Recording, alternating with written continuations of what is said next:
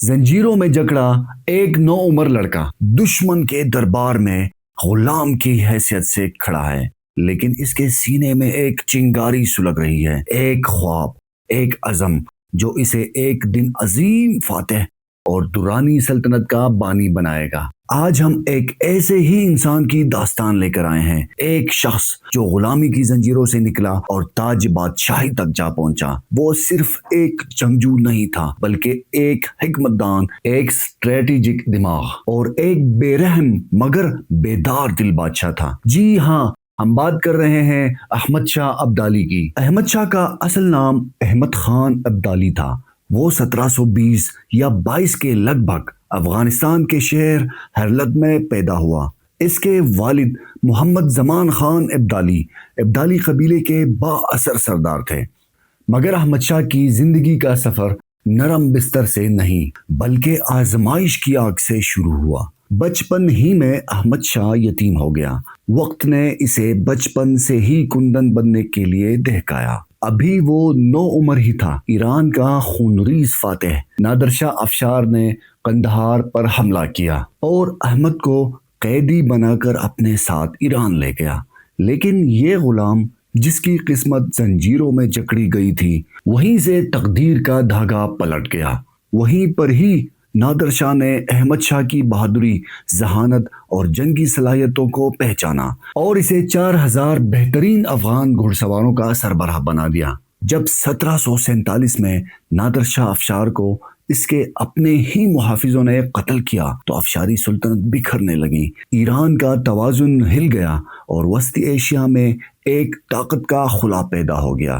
ایسے میں افغان قبائل نے ایک اہم اور تاریخی فیصلہ کیا۔ قندھار میں لویا جرگہ بلایا گیا، جس میں تمام افغان قبیلوں کے سردار جمع ہوئے اور غور و فکر کے بعد انہوں نے احمد خان کو اپنا متفقہ رہنما منتخب کر لیا۔ یہ وہ لمحہ تھا جب ایک غلام قبائلوں کی حمایت سے بادشاہ بن گیا۔ احمد شاہ نے بادشاہت سنبھالنے کے ساتھ ہی ایک نیا لقب اختیار کیا، درانی۔ کہا جاتا ہے کہ اسے دری دوران یعنی موتیوں کا موتی کہا گیا اور یہی سلطنت بعد میں افغانستان کی بنیاد بنی۔ سلطنت تو مل گئی مگر امن نہیں تھا۔ احمد شاہ نے صرف تخت پر بیٹھنے کو ہی کافی نہیں سمجھا۔ وہ جانتا تھا کہ سلطنت کا مطلب صرف تاج نہیں بلکہ تلوار کا سایہ بھی ہے۔ اس نے پہلے افغان علاقوں کو مستحکم کیا، مختلف قبائلوں کو ایک پرچم کے نیچے لایا اور پھر توسیع کی طرف قدم بڑھایا۔ اس کا ہدف صرف افغانستان کو متحد کرنا نہیں تھا بلکہ بر صغیر کے ان کمزور حصوں پر بھی حکمرانی قائم کرنا تھا جہاں مغل زوال پذیر ہو چکے تھے، مراٹھا سر اٹھا رہے تھے اور سکھ طاقت پکڑ رہے تھے۔ سن 1748 سے لے کر سن 1767 تک احمد شاہ نے 8 مرتبہ ہندوستان پر حملہ کیا۔ ہر بار اس کا لشکر طوفان کی طرح آیا اور پیچھے صرف راکھ، خون اور خوف چھوڑ گیا۔ لاہور، دلی، ملتان، کشمیر اور سندھ جیسے شہر اس کی تلوار کے سامنے جھکتے چلے گئے۔ سن 1761 بر صغیر کی تاریخ کا وہ دن جس نے شمالی ہندوستان کے مستقبل کو مکمل طور پر بدل دیا۔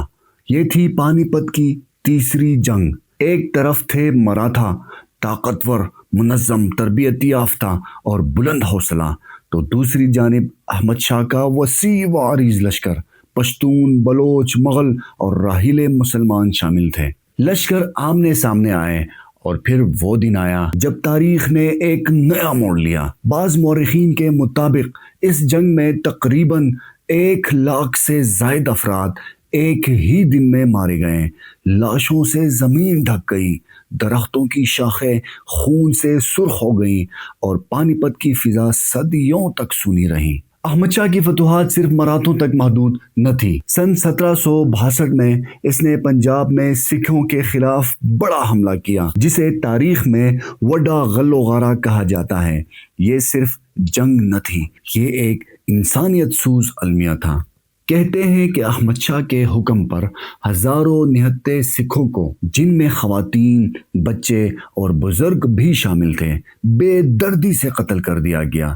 یہ واقعہ آج بھی سکھوں کی تاریخ میں ماتم کے دن کے طور پر منایا جاتا ہے۔ اس پر آج بھی مورخین میں بحث جاری ہے۔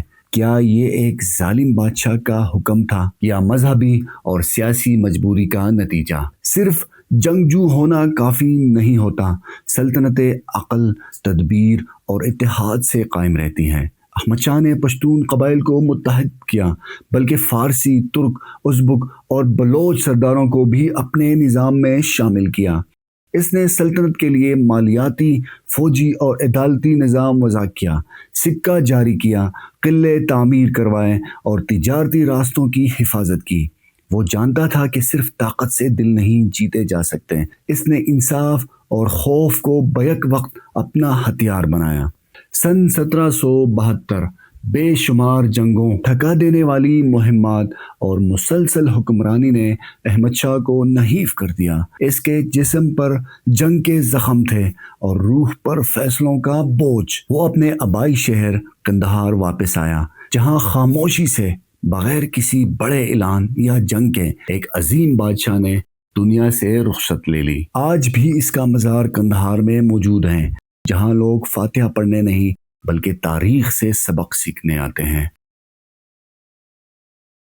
کیا احمد شاہ ابدالی صرف ایک فاتح تھا یا ایک قوم ساز بادشاہ؟ کیا اس نے بر صغیر کو خون میں نہلا کر تقسیم کر دیا یا مغل زوال سے پیدا ہونے والے خلا کو بھرنے کی کوشش کی؟ افغان اسے بابائی قوم کہتے ہیں جس نے افغانستان کو پہچان دی، مگر بر صغیر کے کچھ حصوں میں اسے لٹیرا، قاتل اور ظالم تصور کیا جاتا ہے۔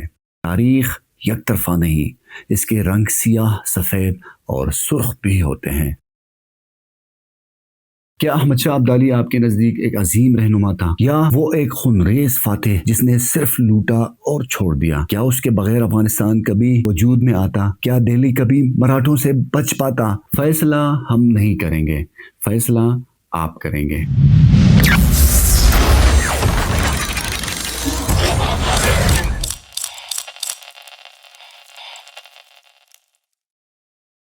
ایسی مزید ویڈیوز کے لیے چینل لیٹرز کو سبسکرائب کریں، ویڈیو کو لائک کریں اور کمنٹ میں لکھیں ابدالی ہیرو یا ظالم۔ ہم آپ کی رائے ضرور پڑھیں گے۔ مجھے اجازت دیجیے، اللہ حافظ۔